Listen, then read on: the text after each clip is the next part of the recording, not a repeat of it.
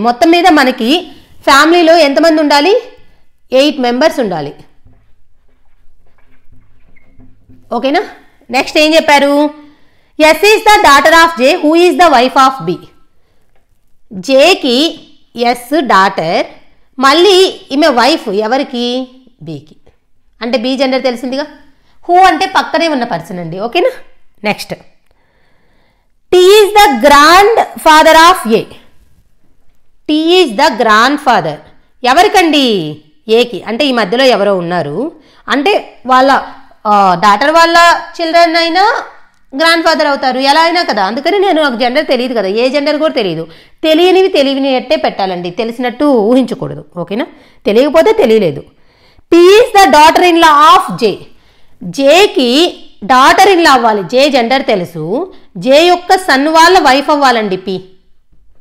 ఇక్కడ డాటర్ ఉంది, అదే సన్ ఉంటే పెట్టేసేది. ఓకేనా? అంటే జేకి డాటర్ ఉంది, సన్ ఉన్నారు, ఆ సన్ ఎవరో తెలియదు. Next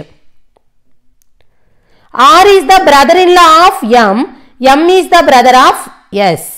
R is the brother in law of M. ఇప్పుడు మళ్ళీ ఏమన్నారంటే M is the brother of S. ఎస్కి ఒక బ్రదర్. ఓకేనా? అలానే R is the brother in law of M. నాకు ఎస్ ఈజ్ ద బ్రదర్ అన్నారు కాబట్టి ఈ పాయింట్ నేను చూడండి, నాకు ఆర్ అనేది బ్రదర్ ఇన్ లా ఎవరికి? ఎమ్కి. అంటే ఇక్కడ దీన్ని ఎలా రాయొచ్చు అంటే ఎమ్ వాళ్ళ, ఎమ్ ఎవరో తెలియదు, ఎమ్ మనకి ఇది కదా, ఎమ్ సిస్టర్స్ హస్బెండ్ అయినా ఆర్ అవ్వచ్చు, లేదంటే తెలియదు కదా బ్రదర్ ఇన్ లా అంటే, ఎమ్ వైఫ్స్ బ్రదర్ అయినా ఆర్ అవ్వచ్చు. ఓవరాల్గా బ్రదర్ ఇన్ లా అవ్వాలి. ఓకేనా? R is the brother in law of M. Sister's husband అయినా బ్రదర్ ఇన్ లా అవుతారు, ఎం వైఫ్స్ బ్రదర్ అయినా బ్రదర్ ఇన్ లా అవుతారు. ఓకేనా? ఎందుకంటే ఇక్కడ ఎంకి సిస్టర్ ఉంది కదా, వీళ్ళ హస్బెండ్ అయినా అవ్వచ్చు ఆరు, లేదంటే ఎంకి వైఫ్ని పెట్టి ఆర్ని బ్రదర్ ఇన్ లా చేయొచ్చు, ఎలా అయినా చేయొచ్చు కదా. అందుకని చెప్పి మీరు ఒకటే తీసుకోకూడదు కండిషన్. ఇప్పుడు నేను ఇంకా వాళ్ళు ఏం చెప్పారో చూస్తాను.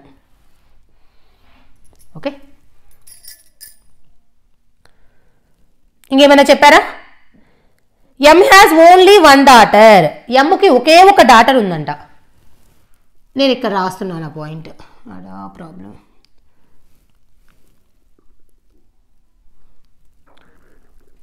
ఎం has only one daughter. M has only one daughter. P has no siblings. పికి సిబ్లింగ్స్ లేరంట. P has no siblings. నేను ఇవి రాయకుండానే ఎగ్జామ్లో పెడతాను, మీకు అర్థమవుతుందని నోట్ చేస్తున్నాను అంతే. ఇప్పుడు నేను స్ట్రక్చర్ని కంబైన్ చేస్తాను చూడండి. జే వైఫ్ ఎవరికంటే బీకి, జేకి ఒక డాటర్ ఉన్నారు ఎస్, ఎస్కి బ్రదర్ ఉన్నారు ఎమ్, ఖచ్చితంగా జేకి సనే డాటర్ ఇన్లా ఉండాలి పి. నేను ఇక్కడ కపుల్ పెట్టలేను, అంటే ఇక్కడ సన్ ఉంది ఇక్కడే కదా, ఇక్కడ కపుల్ పెడుతున్నాను. ఇప్పుడు నా డౌట్ అంతా ఏంటంటే ఆర్ని పెట్టాలి. ఆర్ని ఇప్పుడు ఎంకి బ్రదర్ ఇన్లా అవ్వాలంటే వీళ్ళకి హస్బెండ్కి అయినా పెట్టొచ్చు, వీళ్ళకి బ్రదర్కి అయినా పెట్టొచ్చు. But P has no siblings, ఖచ్చితంగా ఇక్కడే కదా హస్బెండ్. అంటే అప్పుడు ఈ పాయింట్ తప్పైంది. అర్థమైందా? ఎందుకైంది? వాళ్ళు పికి సిబ్లింగ్స్ లేరన్నారు. ఎమ్ వైఫ్ బ్రదర్ని మనం ఆరుగా తీసుకోలేము. అర్థమైందా? ఎందుకు ఇది క్యాన్సిల్ చేసి ఇది మాత్రమే పెట్టాను. ఎం సిస్టర్స్ హస్బెండ్గా, పీకి సిబ్లింగ్స్ లేరు కాబట్టి. అలానే ఎమ్కి ఒకే ఒక డాటర్ ఉంది. ఒక్క డాటర్ ఉంది అంటే సన్స్ ఉండొచ్చు, ఉండకపోవచ్చు. ఒక డాటర్ ఉంది. ఓకే, ఇప్పుడు నేను ఈ పాయింట్ పెట్టాలండి, T is the grandfather of A అని. సో మొత్తం మీద నాకు 8 మెంబర్స్ రావాలి.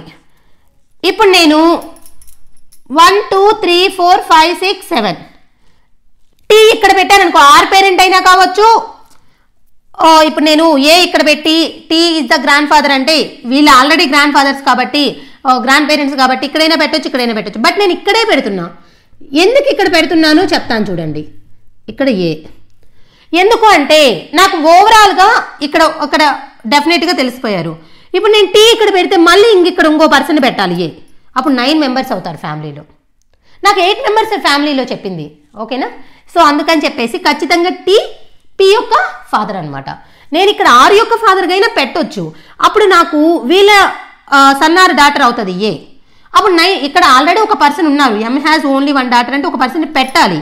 సో ఇక్కడ మళ్ళీ పెట్టామంటే 9 మెంబర్స్ అవుతారు. అర్థమైందా? ఆర్ పేరెంట్గా ఎందుకు పెట్టలేదు, అందుకని పి పేరెంట్గా పెట్టాము. సో 8 మెంబర్స్ కౌంట్ చేయండి, సరిపోయింది. ఇప్పుడు మనం క్వశ్చన్స్కి ఆన్సర్ చేద్దాం. సో ఇక్కడ ఆ పాయింట్ మాత్రం గుర్తుపెట్టుకోండి, ఆర్ పేరెంట్గా పెట్టకూడదు, పి పేరెంట్గానే ఎందుకు పెట్టాలి అంటే మనకి 8 మెంబర్సే ఉండాలి స్ట్రక్చర్లో. So how is R related to B? R అనే పర్సన్ బి అనే పర్సన్కి ఏమవుతారు? Son in law. ఎందుకంటే బి యొక్క డాటర్ వాళ్ళ హస్బెండ్, సన్ ఇన్ లా. ఏ ఆప్షన్లో ఉంది? Option 5. Option 5 son in law. Next, how is A related to B? A అనే పర్సన్ బికి ఏమవుతుంది? బి యొక్క సన్ వాళ్ళ డాటర్ ఏమవుతుంది? Grand daughter. ఏ ఆప్షన్లో ఉంది గ్రాండ్ డాటర్? ఆప్షన్ 3.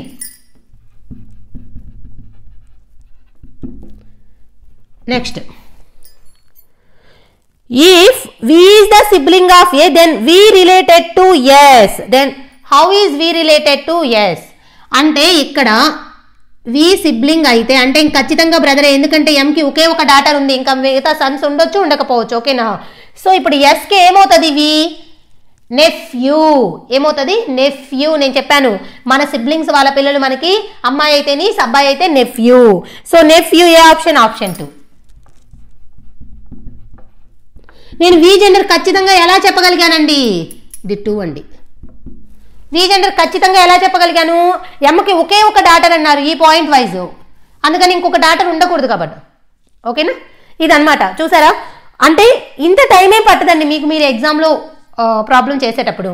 నేను ఇక్కడ ప్రతిదీ నోట్ చేశాను, మీరు కొన్ని నోట్ చేయకుండా డైరెక్ట్గా స్ట్రక్చర్ పెట్టేయచ్చు.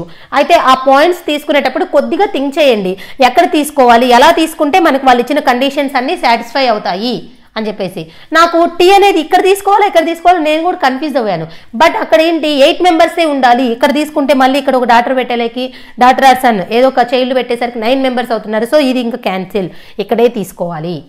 అది మేడం ఇదేంటి ఇప్పుడు 9 మెంబర్స్ ఉన్నారు కదంటే ఇఫ్ అనే కండిషన్ యూజ్ చేశారు, ఒకవేళ ఉన్నట్లయితే అని. ఓకే, సో ఇదనమాట ఓవరాల్గా ఇది మన ఫాలోవర్స్ పంపించిన ప్రాబ్లం. ఇలా నాకు పంపిస్తే నేను ఏదో ఒక వీడియోలో ఎక్స్ప్లెయిన్ చేస్తాను, లేదంటే సపరేట్ వీడియోలో అయినా ఎక్స్ప్లెయిన్ చేస్తాను. ఓకే అండి, ఇదండి డే 12 యొక్క క్లాస్. ఈరోజే కుదిరితే లేదంటే టుమారో అయినా నేను బ్లడ్ రిలేషన్స్, వేరే type of problems, photography problems very very important. చాలామంది కన్ఫ్యూజ్ అవుతూ ఉంటారు, వాటిని కూడా స్ట్రక్చర్స్ వైజ్ ఎలా మనము సాల్వ్ చేయాలనేది చాలా ఈజీగా చెప్తాను. చూసారా ప్రతి ప్రాబ్లంలో స్ట్రక్చర్స్ ఎంత ఈజీ అవుతున్నాయో. స్ట్రక్చర్ ఇప్పుడు ఫర్ ఎగ్జాంపుల్ ఇప్పుడు ఇది ఇఫ్ కండిషన్ కదా, ఓకే అది పెట్టేసేయండి. ఈ ప్రాబ్లంలో ఇది ఒక్క ఈ మాత్రమే అడుగుతారా? నేను అడుగుతున్నాను how is J related to B?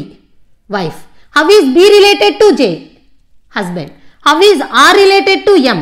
ఎం యొక్క sisters husband, brother in law. How is S related to A? A యొక్క ఫాదర్ వాళ్ళ సిస్టర్ ఏమవుతుంది? ఆంట్. పర్టికులర్గా చెప్పాలంటే paternal aunt. How is P related to V? వికి P mother. How is T related to M? ఎంకి T father in law. How many male members? How many female members? ఎలా అయినా అడగచ్చు. ఓకేనా? Who are the couples? Who are the children? ఏవైనా అడగచ్చు. Once structure draw చేస్తే ఏ questions అడిగినా ఈజీగా ఆన్సర్ చేయొచ్చు అనమాట. అదనమాట బ్లడ్ రిలేషన్స్. ఓకే అదండి. ఇంకా మన పీడిఎఫ్ డీటెయిల్స్ నేను స్క్రోల్ చేస్తున్నాను, ఎవరికైనా అవసరమైతే తీసుకోండి. Thank you.